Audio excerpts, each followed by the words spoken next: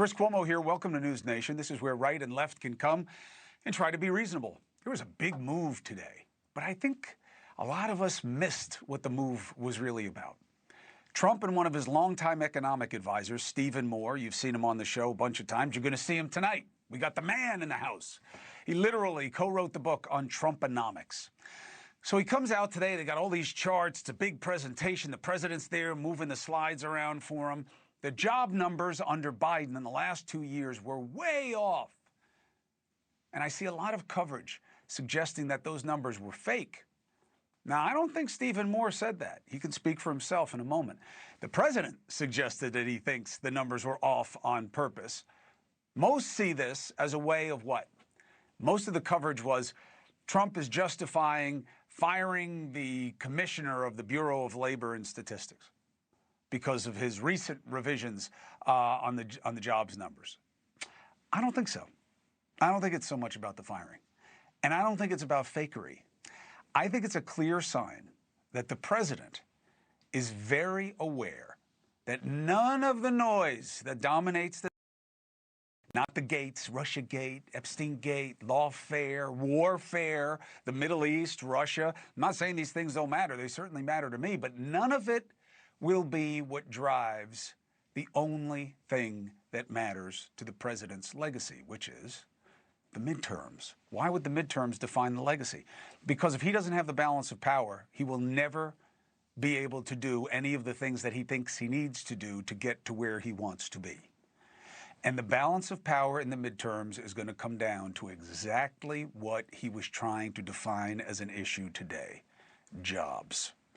Elections, especially first cycle midterms, are referenda on presidents. And the main metric is not what drives the media. It's not what drives social media. But it is what drives middle America's wallet. The balance of power of the rest of the Trump administration is going to come down to how you feel at the polls about two decisions. I'll call them tariffing and terrifying, okay? I don't say immigration. Huge issue, huge win for the president because of what he achieved on the southern border, okay? I say terrifying because of the tone, the reaction, and the manner and sweep of deportation efforts that has been a cause of fear and outrage all over the country, and also to farms, restaurants, parks. And the reason that they went after Biden on jobs was to lower the bar for comparison at the midterms. And the tariffing and the terrifying are both really relevant to the economy, and I'll explain. And by the way, to the extent that am I off about what this is about, some coincidence that this eureka moment about the jobs under the Biden administration just happened to come out on the same day when Trump's universal tariffs get enacted. The concern is that the tariffs in the near term, meaning between now and the midterms, may put more pressure on an already slowing job market before they get a chance to boost the job market, which is theoretical. Did you know that the low unemployment number that we keep hearing about is not all good news? The labor market is slowing, and it could be indicating that the economy is slowing. Now, the economy is doing well by most accepted metrics, and most people who measure these things will say that. The economy is doing well, but it does seem to be slowing. Last month, there were only an estimated 73,000 jobs added. Expectation was 100,000. So instead of dealing with why the number's going down, the president did something that's pretty politically savvy. He attacked the number, playing into our collective lack of trust in everything and blaming the counting instead of the reason for the count. Mr. Moore will be on in a moment. He can explain how he sees it, okay? But I don't know what he was saying today exactly. He has new data, but I don't know that he shared the data. And the numbers that he seemed to put out to show how horrible the revisions, the numbers were under Biden, how off they were, seemed to be the sum total of the revisions in the last 2 years of Biden's terms, which would mean it's not really new information. So are revisions wrongness? Because that seems to be the explanation. Is that fair? I say no. Seeing revisions as wrongness is wrong on two levels. First, the reason that they revise the numbers is because they are trying to give, hold it for a second, they are trying to give you an early look before the actual data comes in. Why? Because we want it sooner, so that people can plan, so that the markets can react. And they revise them as the data comes in. So if you wanted to wait longer to have data, to make assessments, and you can argue that that might be the right way to do it, then you'd have to wait. But American economic data is seen as the gold standard around the world. It's not that we're bad at this. And the revisions happen pretty much the same way under Democratic and Republican administrations. And by the way, they both tend to play revisions the same way, which is that if the revisions make it better, they say, oh, it's great. And if they make it worse, they're like, these numbers suck. In May and June, the job numbers were revised down by a lot, like over 250,000 jobs. May went from 140,000 jobs to 19,000 jobs. June went from 147,000 jobs to 14,000 jobs. So the president sees an opportunity. Why does this keep happening? Because they suck at their job, not that I suck at mine.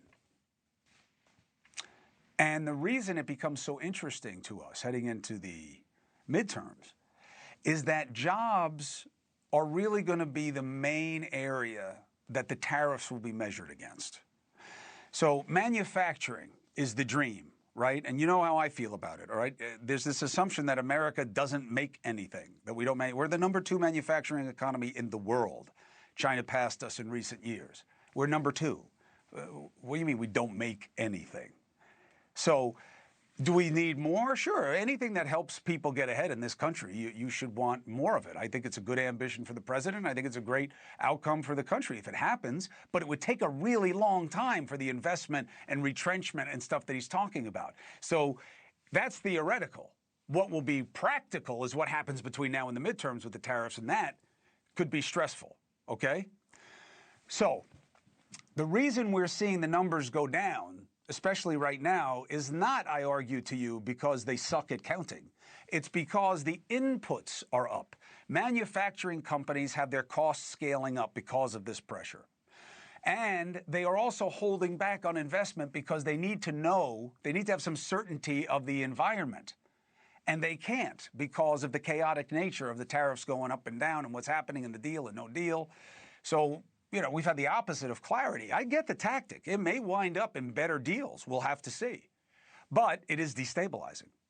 So I argue that attacking the accuracy, what you saw today, is as much about setting the table for comparison on the midterms as it is talking about revisions. And again, I don't know that revisions are a bad thing. Trump's deportation crackdown has also caused labor pressure. This isn't me saying it. This is employers saying it, okay? Unemployment would likely be higher, but we would be in a healthier fiscal economic situation. Why? Because we would have more available labor, and that if you expanded your job market, your manufacturing base, your economic base, you'd have the people there to pick it up. We have a different problem. We don't have enough people to do the jobs that are already open here. So even if the tariffs bring in job creation, you're also draining the available pool of people to do those jobs. There won't be enough people to do the work of the expanded capacity. So the tariffs as a standalone may wind up being a long-term positive. I don't know, we'll see. But combined with the reach and the manner of the deportation program, near term, they can be putting stress on employment numbers. So that was the big moment from today, but it's not being covered the way I'm explaining it to you right now. Now, here's the question. Do I have it right? Is there data that shows something different? Was it put out and I'm wrong about that? I don't think I am. But are revisions a bad thing? And why did they do this today? Thank you for watching. Subscribe below and download our NewsNation app right now on your phone, and you will get fact-based, unbiased news for all Americans.